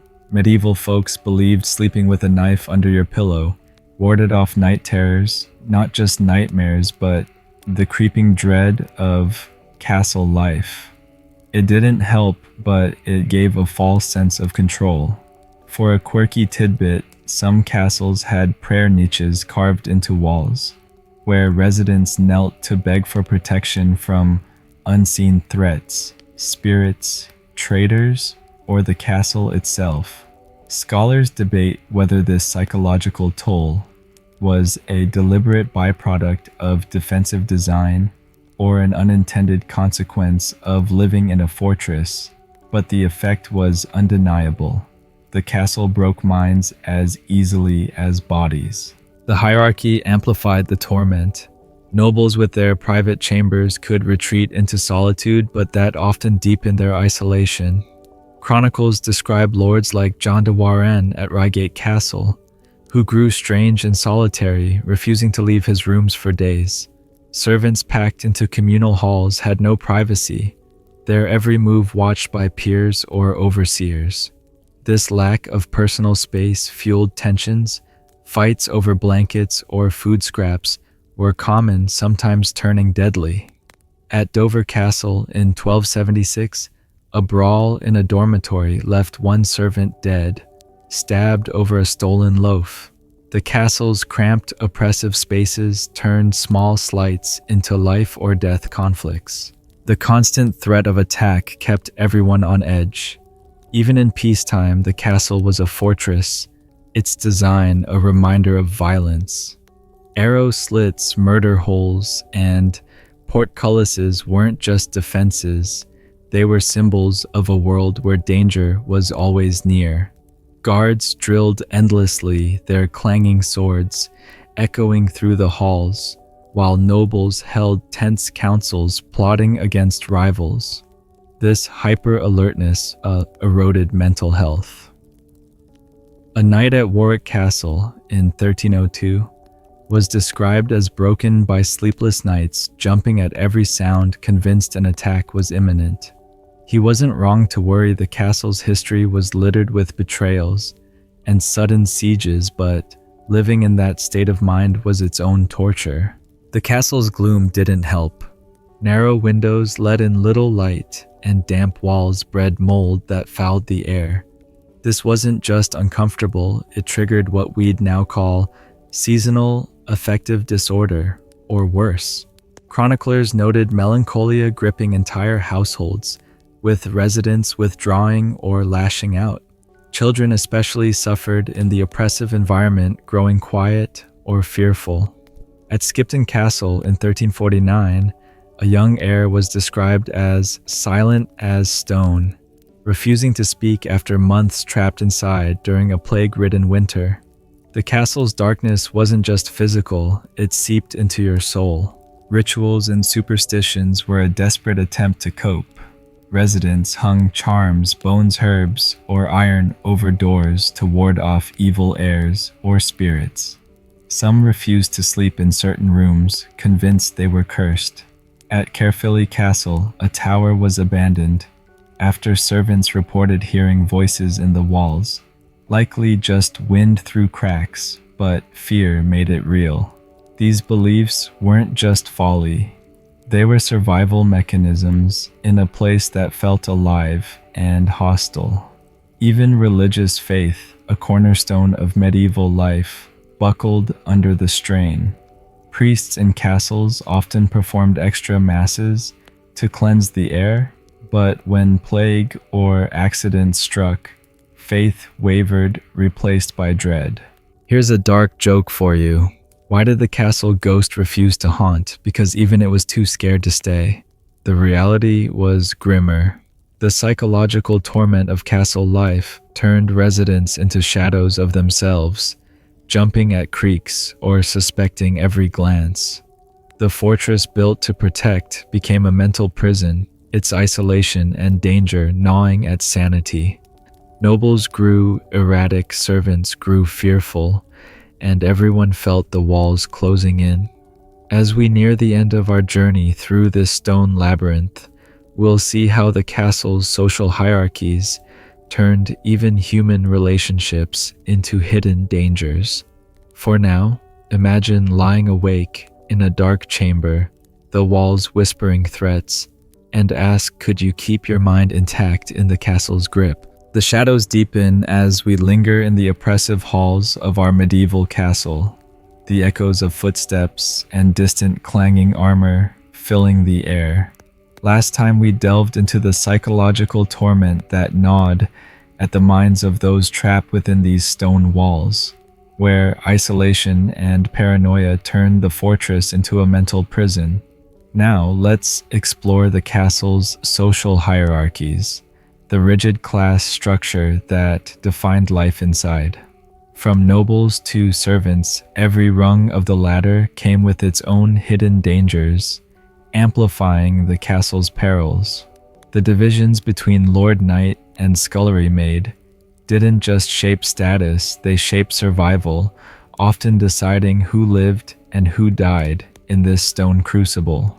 Picture the castle as a living organism, its inhabitants bound by a strict pecking order.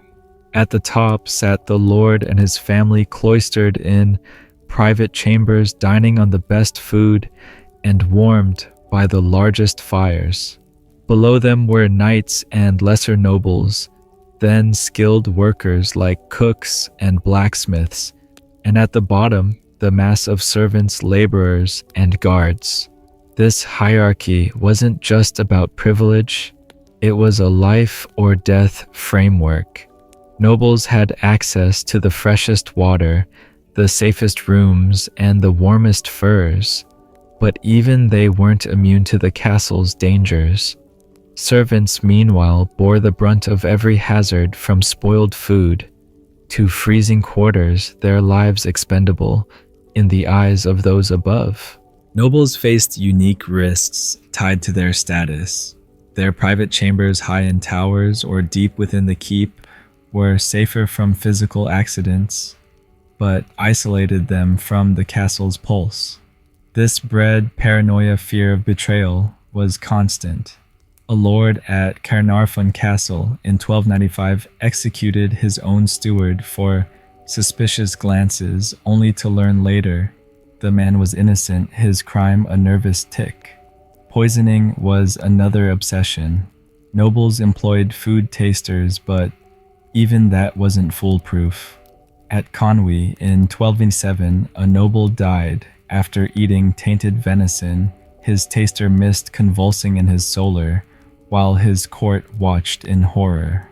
The castle's grandeur meant to elevate, instead trapped nobles in a gilded cage of suspicion and danger. Knights and lesser nobles, often housed in communal halls or smaller chambers, faced a mix of privilege and peril. They ate better than servants, but were still exposed to the castle's hazards: falling stones, smoky air, and contaminated water. Their role as defenders put them on the front lines, both in battle and in daily life. Patrolling battlements or gatehouses meant risking falls or exposure to freezing winds. At Dover Castle in 1276, a knight slipped on icy battlements, plunging to his death during a routine watch. Their armor, a symbol of status, was a liability in tight corridors or on steep stairs, weighing them down and making accidents more likely. The castle's defensive design didn't care about their rank, it endangered everyone. Servants, the backbone of castle life, faced the worst of it.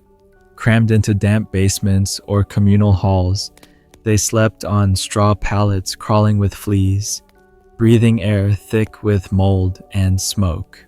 Their food was scraps, often spoiled, teeming with bacteria or weevils. Malnutrition weakened them, making cuts, burns, or infections from kitchen work or manual labor deadly.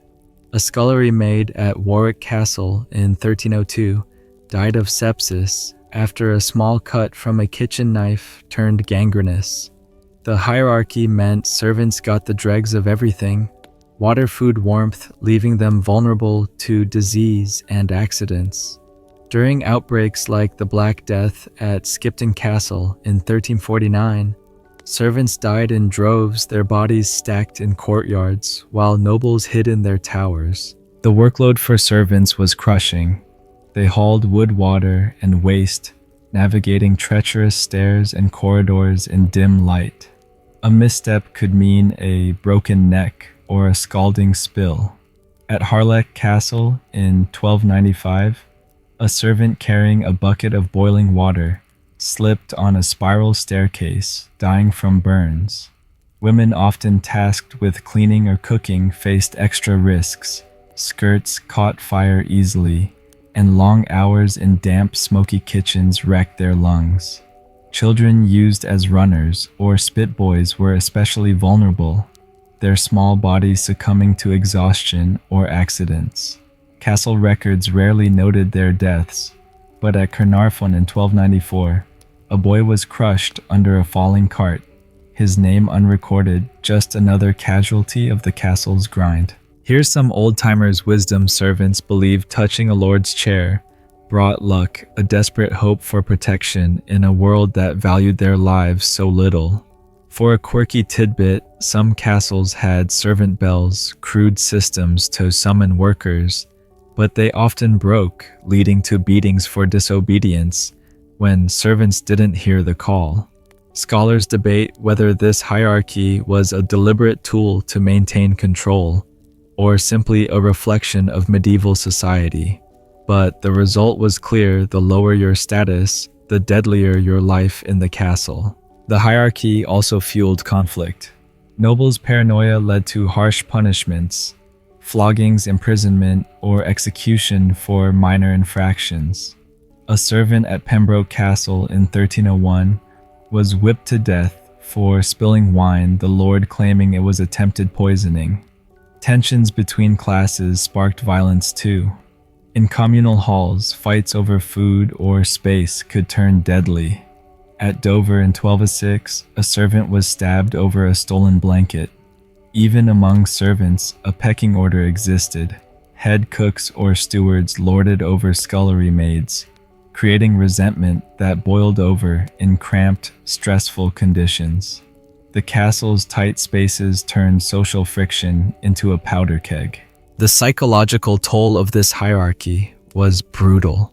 Nobles isolated and suspicious grew erratic, their power unable to shield them from the castle's oppressive gloom. Servants, treated as disposable, lived in constant fear of punishment or accident, their castle fever a mix of dread and resignation. Children caught in this brutal system grew up fast or not at all, their spirits crushed by endless labor and danger. The castle's design, its dark corridors, cold chambers, and echoing halls amplified these tensions, making every interaction a potential spark for conflict or despair. Here's a dark joke for you. Why did the servant avoid the Lord's table? Because the only thing worse than the food was the punishment for serving it. The reality was grim. The castle's social hierarchy turned human relationships into another layer of danger, where status determined not just your comfort but your survival. Nobles might die from paranoia-fueled mistakes, but servants died from the castle's indifference, their lives ground down by its relentless hazards. As we near the end of our journey, we'll reflect on the castle's legacy, how these stone tombs shaped history at the cost of countless lives. For now, imagine navigating this brutal hierarchy, every glance a potential threat, and ask, could you survive the castle's social crucible? The air feels heavy as we stand in the fading echoes of our medieval castle, its cold stone walls bearing witness to centuries of survival and sacrifice. We've journeyed through the fortress's deadly traps, crumbling walls, treacherous interiors, poisoned lifelines, raging fires, lethal defenses, chaotic kitchens, perilous bedrooms, winter's icy grip, psychological torment, and brutal social hierarchies. Each step revealed a truth castles built to protect were as dangerous to their inhabitants as any enemy army. Now in this final part, let's reflect on the legacy of these stone tombs, the enduring impact of their beauty and terror, and the human cost etched into their very foundations. These fortresses shaped history, but at what price? Picture a castle like Caerphilly or Conwy, its towers piercing the sky, a symbol of power that still draws awe today. In the medieval world, they were more than buildings, they were statements. A lord's castle declared his dominance, its walls a middle finger to rivals and raiders. They were engineering marvels, some spanning 30 acres, with moats, gatehouses, and keeps designed to withstand sieges that could last months. But for every stone laid, lives were lost, not just in battle, but in the daily grind of living within them. The chronicles don't always record the names of the fallen servants crushed by portcullises, cooks burned in kitchens, children lost to disease. But their ghosts linger in the margins of history. The human cost was staggering. Construction alone claimed countless lives. Building a castle like Chateau Gaillard, Richard the Lionheart's impregnable fortress took years and thousands of laborers. Quarry accidents, falls from scaffolding, and collapsing structures were common. A 1197 record from Gaillard notes 14 workers dying when a half-built wall gave way, their bodies buried in the rubble. Once built, the castle kept killing. At Warwick Castle, a 14th century ledger lists dozens of deaths over a decade, falls, fires, disease, accidents, all within the safety of its walls. The Black Death at Skipton Castle in 1349 left only 3 survivors, the rest claimed by the pestilence in a fortress meant to protect them. These weren't isolated incidents. They were the price of living in a machine designed for war, not life. Yet castles endured, shaping the medieval world and beyond. They were power centers where lords held court, knights trained, and alliances were forged. They drove innovation, advances in stonework, defensive design, and even sanitation, crude as it was, came from the need to make castles stronger. They were cultural hubs too, inspiring tales of chivalry and romance that still fuel our imagination.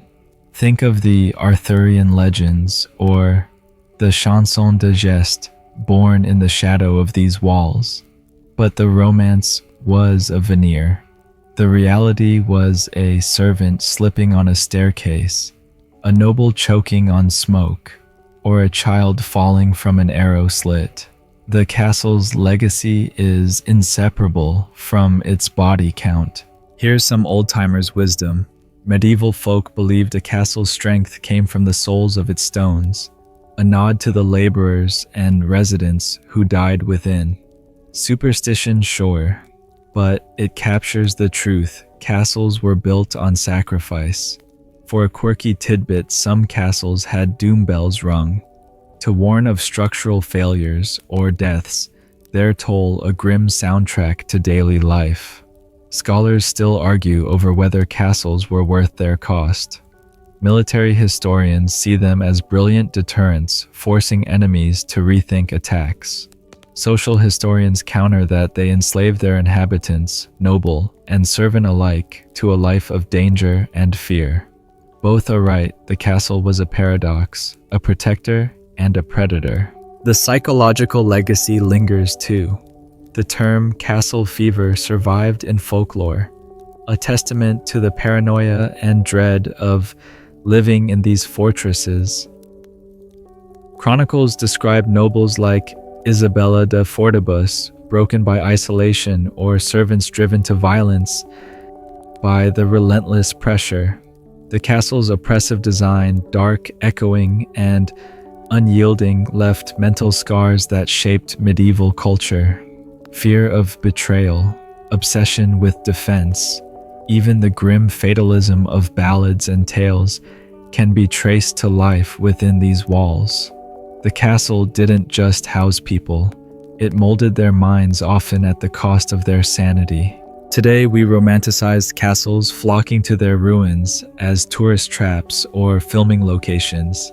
We marvel at their grandeur, imagining nights and feasts, but we forget the price paid by those who lived there. The servant hauling water up icy stairs, the cook burned in the kitchen, the noble suffocating in a smoky chamber.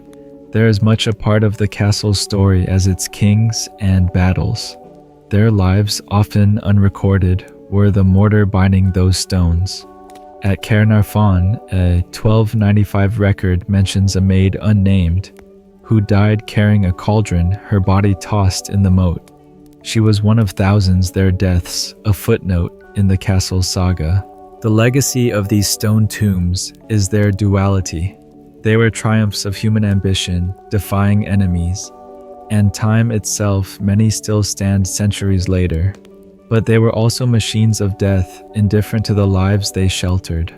Every crumbling wall, every worn staircase is a testament to the people who survived or didn't within them. They shaped history not just through wars won or lost, but through the quiet tragedies of daily life. As we leave this castle, imagine standing on its battlements, the wind howling the stones, whispering of those who came before. Their legacy isn't just the fortress, it's the cost of living in it. Here's one last dark joke. Why did the castle never sleep? Because it was too busy haunting its own halls. The truth is, these fortresses were more than stone. They were stories soaked in blood and resilience. Thank you for walking these shadowed halls with me. If you've enjoyed this journey, drop a like, subscribe, and let me know in the comments where you're tuning in from. Are you halfway across the globe or just down the road listening as the night settles in? For now, blow out that imaginary candle and be glad you're not sleeping in a medieval castle tonight.